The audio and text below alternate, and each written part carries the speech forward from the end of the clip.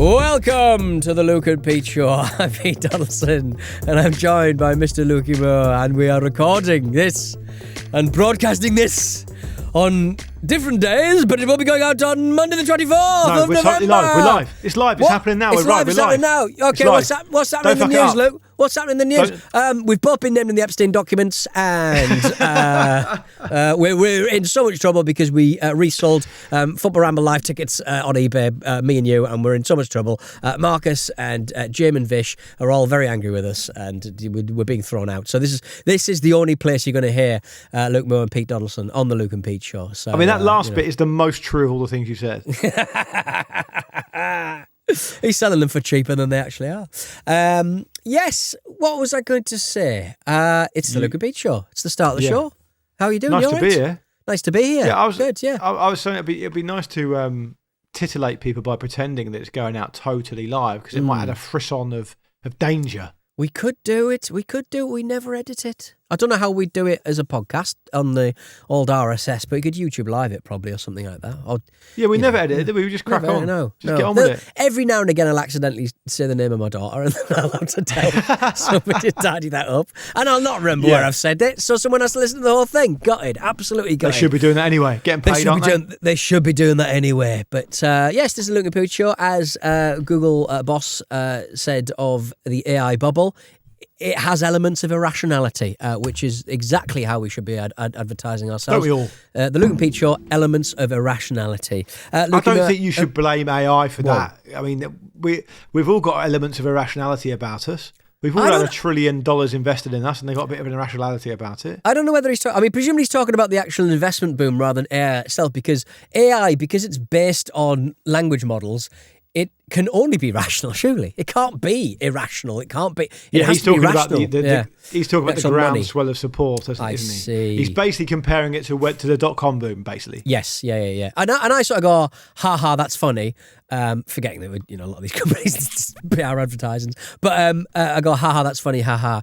But in the same way that, like, it's not like the internet.com died. It was just people buying pets.com and stupid websites blew up because there was no way of making them financially viable. But AI will still exist. It'll just be a slight repositioning, one would suggest. Well, a friend of and a former colleague of mine was able to be involved in the selling of his website, Football 365, right, to Sky. I think it was in 2004, maybe? Can't remember. Okay. Yeah. 96 million quid. That seems like, no matter how long you've had it and how hard you've worked, that's a good return, isn't it? Just that URL, 96 million. People were throwing money away back in the day, weren't they? It's mad. It's absolutely mad. Absolutely mad. So that apparently at one point, the mad thing about it was that... that wasn't even the boom, though. Well, Football 365 was part of what I think at the time was called the 365 Corporation, which actually floated on the London Stock Exchange at the end of the 90s and had a value of $500 million. Right, okay, nice. But I mean, because Football 365 was like that's how we kind of got a little bit of popularity, the Football Ramble, that is, not the Luke and Pete Show. Correct. Back in the day, because we Much later on, though, yeah. Yeah. Actually, I've just remembered something. I read your fucking Ask Me Anything on the Reddit, and you said that I joined the Football Ramble because I was a fan. I'd never fucking heard the Football Ramble. How dare you? How dickety dare you? Well... I'll refer you to your ex-girlfriend, who I like. She's obviously done a great sales job for you because you know you're going to do a sales job for yourself. That's literally a conversation I had on the 5th floor kitchen at the Capitol Radio building. You will have told me about it.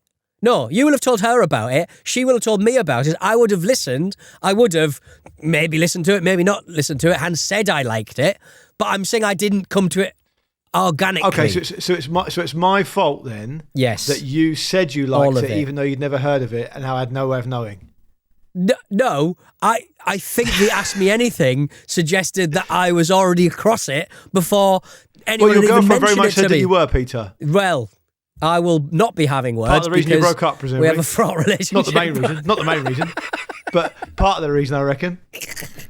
There was where were nothing we? untrue in that answer I gave. Nothing. The Football 365 forum. Let's steer away from choppier waters. I mean, Football 365. So do you want to hear the story? So the Yeah. story that Danny Kelly, who I'm referring to, who was part of the Football 365, told me was that they wanted to sell it. I don't know if it's true or not, but he told the story. He's a brilliant storyteller, and who cares? It's a great story. I wouldn't put it past him because he's a character. He said that they were in talks to sell this website to Sky, I think it was at the time, maybe News International, probably Sky UK or whatever. Yeah, and said they got this meeting about it. They want to get it sold, and they want Danny to be there, even though he's involved in the editorial side of it. They want him to be there because he's a great salesman, right? So he claims that he was invited to the meeting quite last minute to sell in the idea of Football 365 to Sky. Right. And then the meeting was at the Sky thing out in Osterley, or wherever it was then. And he said he couldn't think of a gimmick to make him really memorable salesman to convince people to buy it. So what he did was, on his way to the meeting, he bought a ream of paper. Yeah. And a bottle, an old-fashioned bottle of ink. Right? Right. You know, the ink you used to dip your like Indian ink. Your pen.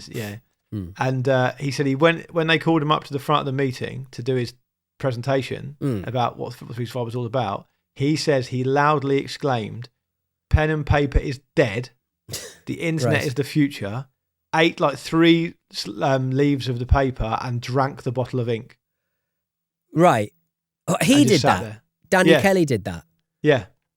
Now you shouldn't drink ink unless you just. That's you saying it. That's you saying that. That's me saying that. Yeah. Yeah. Why? What was that kind of? Get ink, paper, and pen is done. It's gone. Right. It's over. Well, I'm consuming it. It's finished. It's finished. Did he eat a plane next, like that man on Record Breakers? It just seems like that's. He shut out a keyboard. Yeah, that's going to be a difficult rest of the day, isn't it? Yeah. That's the future. It's a poo-flecked mouse, a poo-flecked Logitech popping out of his pants. I'll tell you something. Whatever he did, it's work because he's made his dough. Yeah. Oh, where's our dough, Lukey, man? How do we make something that somebody wants? We come along too late to make money off a .com boom, and too early to live in holographic bliss in the metaverse. I just want to be on the holo deck, doing. What do they say? Doing the our generation's too late to explore the Earth, too early to explore the stars, born just in time to waste our lives on fucking Netflix or whatever it is. Good, that's like it. What it is, isn't it? Hate it, like it. Nice, nice it. Are you part of the AI boom though? Do you consider yourself part of the AI boom? I'm always typing stuff into. The last thing let's have a look at my last prompts onto ChatGPT because it's something that I see people on the train use like quite a lot, and when you sort of go onto it, just tell you. So do you think that the traffic onto Google has like gone down now because people are just using ChatGPT? Then they're using it like Google. I think just because like I was trying to find a European PR for New Japan Pro Wrestling Company. I'm looking at synonyms for the word problem. Fuck's sake, you just Google that. It's go fucking thesaurus.com for that. Yeah, but it's like not using ChatGPT, is it? Well, I mean, I thought ChatGPT was like... It's all the same now, isn't it? You just type it into Google, type it in ChatGPT. But they're the only 3 things I've got on my little list, really, yeah. But I thought people were erotic poem request. There we go. What I did here? That's more commensurate with where I thought it would be. Yeah, hang on. Where's the... But Peter, I thought people would be using ChatGPT to be like, this is who I am, this is what I like. Please design me a travel itinerary or something. So write me an erotic poem about, I looked over to my left, some plantation blinds. And it said, I can give you something sensual and suggestive, but I can't create explicit sexual content. Here's some tasteful, evocative, innuendo-leading poems about plantation blinds. And I think that was the first thing. And I've already written like 4 or 5 things into ChatGPT. What? I don't even think you're allowed to call them plantation blinds anymore, but you would run out of air telling the carpenters of Leonsea because they're all over their vans. They don't seem to care a jot. No. Do you like it when you see... So one thing that puts me off hiring someone to do a job for me is when I see their van and the email address is a Hotmail. Right, okay. Do you not want them having a Hotmail though, rather than I want it to don't be a want them domain. I want it to be an established domain. I want them to have gone, look, if you're going to call your building firm right LM Builders, Yeah. I want you to have lmbuilders.co.uk at least. Can you know where do you stand on? Because the bloke around the corner I chat to quite a lot is a carpenter of decent repute, and he's called Charles, and I think that goes a long way. You need a stage name. I think Charles as a carpenter goes a long way for sort of going quality, and I don't know why. It just does. I know what you mean. That's basically some inherent class-based bias. Exactly. I think when we're getting our extension done in our attic, and when the guy came over to do that, he was called Thomas. He was very studious, very softly spoken. He had a pencil behind his ear, and I like that. Nice, yeah. I don't want him to be treading dirt through the house and going fucking this and fucking that. You know, I'm gonna fucking what a dirty old day. I'm gonna traipse mud all over the house. Are you good when you've had your extension done? Is the man who tested the floorboards going to come out and bounce around your house again? Oh yeah, I told you that he really wanted to be my mate, and I was frightened. He kept asking me for ages. He kept texting me for ages after about going to play snooker with him. Nice, that's cool. I mean, I imagine he would spend ages trying to level the table. That would be a right pain in the bum, that would be, wouldn't it? Yeah. Oh, it's squeaking. Yeah. He didn't level anything, he just fixed squeakers, because I think what had happened was... It's a squeaker man. I think what happened was, he was an ex-con, right? Right. And he couldn't get... I don't know if that affected his ability to be employed or whatever. So he basically set up this business in cahoots with a flooring company or a carpet company, saying he could do this service for cash. Right, he'd come in after the flooring's done down, and he'd sort and But I mean, surely it's just after the carpet's been ripped up, but before the new one's been put down, basically. Right, but surely it's just kind of like you've got a hammer and some nails, and you just hammer it in tighter into the joists. No, how's that kind of? Surely, I think your basics. But I think with older properties, it's more complicated than that. Right, because you've got to know which floorboards need to be actually replaced, right? Why they're warped. Yeah. Sometimes the wood is a bit rotten, so you're just replacing the part of the wood, whatever, you know. So there's a bit more to it than that. The problem is, I suppose, that I think generally speaking, our house is was built in 1900, so I think generally speaking, in parts of the house where the original floorboards are still there, they're just gonna start squeaking again after about 6 months. I think it's just how it is. I don't actually mind it. I know where all the squeaky floorboards are in my house because I try to avoid them when I'm not going to wake up my son. Yeah, exactly. I mean, that's the other thing, isn't it, I suppose? But by the time you get them fixed, it'll be all enough to weather a squeak or two. Do you know, I spent a bit of time on my roof last week, sort of like the first floor kind of roof in this on top of the kitchen. Well, yeah, I was cleaning the windows, and I bought like a there's one of those long poles with the squeegee on the top. So I'm doing the windows, and you never get. You didn't rod hull yourself, did you? Didn't rod hull myself. No, but it's just kind of like as you get older, if I was like, even like 35, I'd have absolutely no problem being up on that roof. But now I'm like 45 nearly. I'm like, I don't like this at all. I feel a bit like.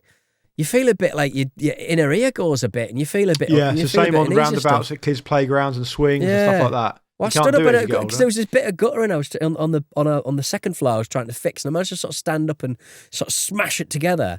So that's fixed. That's the first time that's been together for a long time, for like possibly since we moved in. So so at least we won't have that wet problem. But it was a really I'm not a brave boy anymore, Luke. It's very sad. No. But do you not find that if you take your daughter to like the playground and she wants you to go on the roundabout, something, you just can't do it? It's horrible. I don't think she's not a big fan of that sort of thing, to be fair. So I don't have to do it a huge amount. But yeah, I know what you mean. Anything, whenever like older children come and visit, and I've got and I take them to Adventure Island, and we go on the rides. I'm like, I love the rides, but oh God, I'm glad they're short at Adventure. You like the roller coaster? You're allowed to go. It's a small roller coaster. All 3 or 4 of them they've got at Adventure Island Southend, on the Thames estuary, as it were. You only get to go around once. It's very short rides for a very high fee. It has to be said. Is Adventure Island good? It's all right. It's there. What's it like? Blackpool, is it? It's a very small Blackpool. It's not necessarily a pleasure beach. It's a very, it's got a few rides, maybe a little pirate ship that goes up and down. Yeah, all the South End sort of bits kind of sandy. There's a man because where I grew up, it's all shingle. All shingle, yeah. There's a man who's going around at the moment who does a little sort of satirical local magazine, which I'm very much enjoying, called the Lee. Well, I'm very much enjoying it. It's fine. The Lee Whisperer, which but he goes around doing like little sort of social media kind of videos and stuff, and he interviews people and stuff, and he's working really hard. He's potentially unemployed, I don't know, but is it like an actual physical magazine as well? It's a little fanzine and also a little YouTube channel as well. Because, quite apart from the bins around here, they've taken down a big bridge over the train line at Chalkwell, which everyone's very upset about. They reckon they're going to replace it, but they probably won't, to be quite frank. But, yeah. What, so what kind of material is in the Lee Whisperer? It's kind of... It's like silly sort of cod onion stuff, really. Like the joke on the front page was new Chalkwell Bridge to be 15 tall men. Do you know what I mean? It's like kind of that. It's got like it's good. It's good for an outside of London little fanzine. I quite enjoy it. But I think it sounds pretty thin gruel, to be honest, to me. Well, I'll get you a copy and you can decide for yourself. But I just like the fact that someone feels the need to sort of do it, and he's become a little sort of local celebrity around the town. It's very enjoyable. Good on him. That's what I say. That's what community is. That we need the joke tellers, the truth tellers. Hey.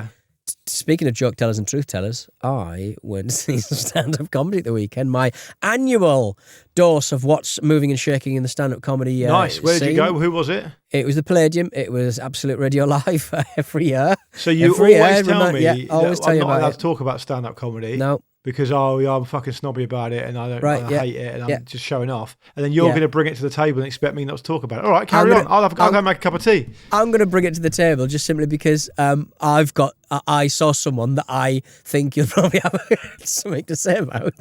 Oh, God. Why did you put me in this trap? I'm not going to say anything. There was a stand-up called, I think his name was Dinesh Nathan, right? Right. And he was, he was passable, absolutely fine. And it turned out it was Ramesh Ranganathan's brother. Didn't need another one. God. We've got enough Ramesh. We've got It's enough depressing. Ranganathan. He must be depressed. Kicking around. Yeah. I was just like, wow, that's, it's difficult. I mean, that is difficult. You've really got to have brass balls to sort of start down that road because you're just going to be judged. You're going to be judged by, the only people you're going to be judged by, you're going to be judged by people who love your brother or people who hate your brother. And that's nowhere to be. 150,000 followers on Instagram he's got. If it were me, I would I'd have a completely different name. Like Stephen King's son. Well, he has. He's taken off the Ranga bit, I guess. I didn't realise it was double, but I think that's a full name, isn't it? I don't know why he would go with a Nathan. I guess that's what he's trying to get away from. But to be fair, got through the whole thing, didn't realise. And then Sarah went, do you know his brother is? I went, oh, I was like, oh, he sounds just like him. Again, so you've not listened ideal. to the set, not knowing, and you've enjoyed it on its merits. That's I've enjoyed it on its merits. Yeah, he was good. He was good. It was mainly stuff about how. Well, it's mainly stuff about how he looks Sri Lankan and also black, and it was the whole thing. It was the whole thing. Right. Very, very. Who else was on? Than that. John Richardson, Matt Ford. Is Matt Ford the one who does the impressions of the MPs? Because that's quite bad. Yeah, him and who else was there? The very tall man. He's like an actor as well. He's like a very tall, large Brett Davis. Cockney man. No, very Cockney. Oh, Tom. That's got a big Tom man. Davis. Tom Davis, yeah. I don't know Gary. what. He's just been in everything, hasn't he? He's kind of. He's funny. I remember I did a job with him once. It was before he was famous. I got asked to go on some TV thing talking about football, and he had this character which was like a old-fashioned Harry Redknapp type football manager, and he stayed in character the whole time. Right, even very in nice man. This is before he became massive. He's very, very, very nice man. I mean, he's 6'7". Was he? Were you dwarfed by him? I was confused down. whether right. Oh, okay. I see. So it wasn't Talk of the Terrace, was it? It wasn't. What was the? No, it wasn't. It was some kind of. I might want to say it was an Adidas type vehicle, maybe. Nice. Yeah. It was. Yeah, it was literally. I mean, it would have been 15 years ago, probably longer. I'm an Adidas man now, Luke. I mentioned Bottomans on the old Football Ramble, and then somebody from Adidas sent us some Adidas boots, and look, that's a letdown. It is a letdown. But I tell you what, it's not so much the brand, but it's certainly wearing the correct shoes for the correct job. I was like, oh, this is what everybody else has been experiencing. This is what everyone else is experiencing. Don't tell me. I've not. You're going to be playing for Newcastle at the weekend, though. That's the one. Is the missing part of the puzzle all along. I tell you what, the improvement is, it's Jacob Murphy-esque. It really is. It's just, oh wow, I can actually. But what stand about up. the Bottomans, though? I don't know, man. I think I should sign them and put them on the shelf in the studio. It's become such a part of, or maybe give them away or something. I don't know. Just part of who you are, isn't it? It's part of who I am. It's part of the fabric of the Football Ramble now. Do they stink though? Because otherwise they can't go on the shelf. They stink. No, I only wore them to referee very briefly. I can give them a wipe down. Anyway, right, let's have a break. When we come back, we've got an email that is truly demented. We're back with the Luke and Pete Show, the home of all of your demented emails. If you want to get in touch with the show, hello@lukeandpeteshow.com is the way to do it. Look at me. Before I forget. Yes. You talked about stand-up before the break and you went to go see some people. Great. Yes. And that's for charity, presumably, so good on you. That's for charity. Yeah. I went to go and see The Rest is Politics live, right? What? Like the one at, like, they do it at the O2? It was at Hammersmith Apollo. Right. Better size. Was it in the round? round? Packed. Yeah. Absolutely packed. No, you can't have Hammersmith Apollo in the round. Are you fucking mad? I've never been, mate. Never been. Okay. Never dirty me then boots. no. It's like a normal venue. All right, good. Don't, so the don't be O2's thick a in front normal of me. venue. The O2's a normal venue. As Daniel Day-Lewis would say, don't be thick in front of me. Thick in front of me. The show, I mean, they were very kindly gifted tickets by the people at Goal Hanger, so very grateful for that. I'm not going to slag it off because I got tickets for free and I had time. And you like the people from Goal Hanger, right? I see. I get it. Some of them. I get it. But the one thing that is completely unforgivable that I don't think should escape criticism is that they did questions in the second half of the show. Yeah. Absolutely fine. Yeah. But the main question was from Alistair Campbell's stand-up comedian daughter. Right. On a video. Okay. Yeah. On the big screen. I didn't realize I had no idea who she was at that point. Yes. Okay. Nice. Looked it up subsequently. Right. Appalling. Abysmal. Like Nepo Baby Central. That's the thing. Like, right, I've got a daughter, you've got a son. We have a job in a production company that we have made ourselves. Now, if they do anything performative, are they a Nepo baby? Because I'm struggling to... I mean, I guess with someone like Campbell, there's a lot of, there's probably a few things you can sort of do. He's a newspaper guy, he did this and did that. He's got connections all over the place. You'd probably get something like that. But in the world of comedy, it's about as close to a meritocracy when you're coming up as it possibly could be, really. You get booked for certain reasons. No, I don't know if I agree with that. I think the meritocratic aspect of a lot of stuff definitely negates any accusations of nepotism. So sport, I would say, obviously, completely meritocratic. You might get a chance, but so I think also sometimes people misunderstand what nepotism actually is. I think nepotism isn't even always necessarily the outcome anyway. I think it's the opportunity, right? Or being put in a position where you feel like you're permitted in that space. I just think the way I would frame it specifically with stand-up comedy is there's so much of it and there's so many people. And it's just my opinion. I get it's subjective and I'm not in that industry, so I could be talking absolute shit and it wouldn't be the first time. I accept that. But if what I've seen from her was just a normal person, if she didn't have the surname Campbell and the connections and she was just doing her thing, starting out from scratch like people do, in my estimation, there's fucking zero chance she's getting anywhere she's got to. But then having said that, she has sold out the Hammersmith Apollo herself apparently. So what the fuck do I know? I just think it was shit. That's all. Who is it? Alistair Campbell.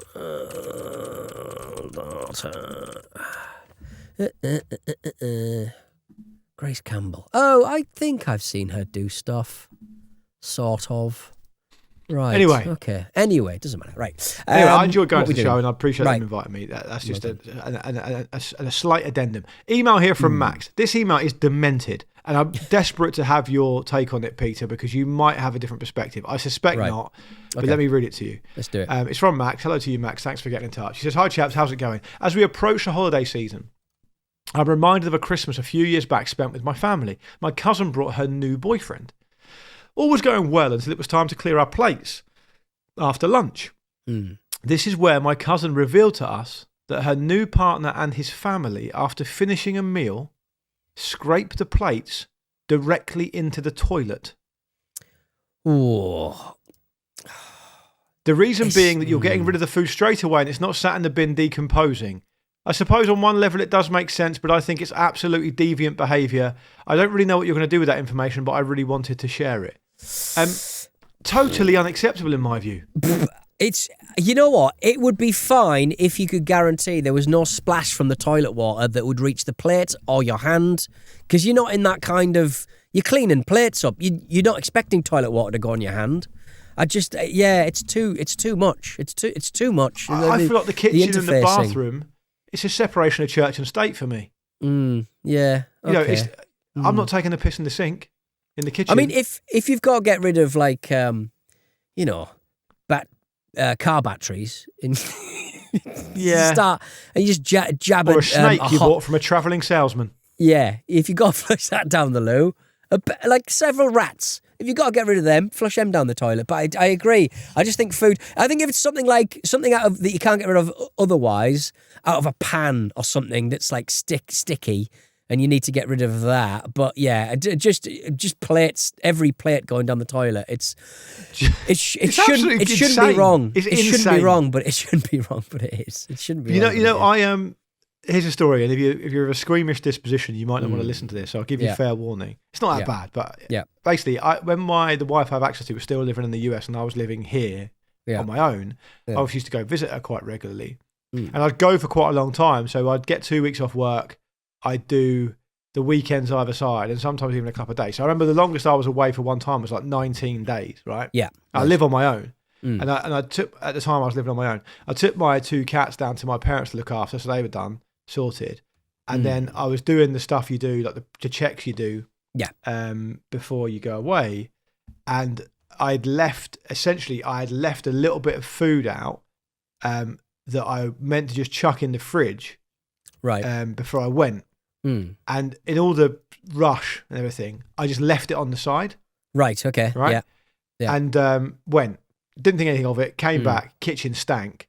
Got into the kitchen after whatever, it was almost 3 weeks away. No one had been in the house. Windows, I guess, were closed or whatever. And it was fucking horrible. There were like maggots in it and flies and that kind of stuff, right? I took that and I put that straight down the toilet and I threw the plate away. That's absolutely fine. That's technically food, but I think, what else am I going to do with that? What else? There's literally nothing else I can do. I'm going to bury it in the garden. And you'll always know. And you'll always know that it's in there. You'll always know that that plate will be in your dishwasher or, you're washing it. So I think that's an exception you can accept. Okay, that's fair. I think that's fine. I think that's absolutely fine. There we go. Mad. So, yeah. Well, if you've ever used your toilet for an unhinged reason, do let us know. Hello at lukebeadshow.com. We'll be back on Thursday for more batteries and stuff. If you've got any, send them our way, and we'll speak to you very soon. Luke, you must say goodbye. Goodbye. And it's goodbye from me.